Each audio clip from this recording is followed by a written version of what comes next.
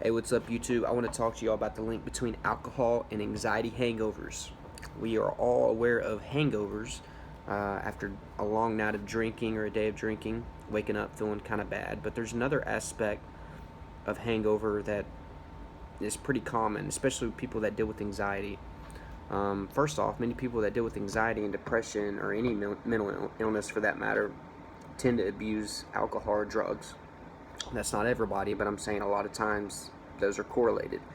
For me, my anxiety was brought up to an extreme from my alcohol use. So when you get into that vicious cycle, it's a nightmare.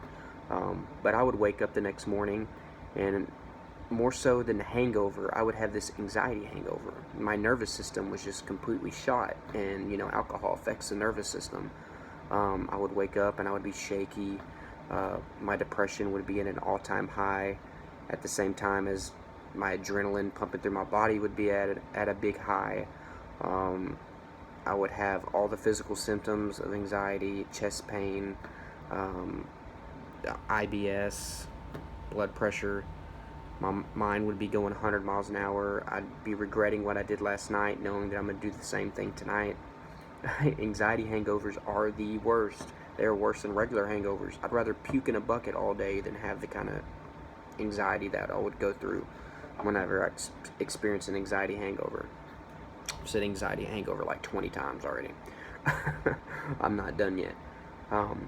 The deal is alcohol is a very big contributor to your anxiety, whether you want to believe it or what. It is.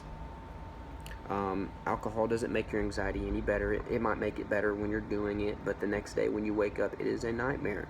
And that's what happens with some of these people that wake up and have to drink the next day. I never was that, but I can see how it could get to that. Wake up and you feel like crap for what you did yesterday, so let's do it again.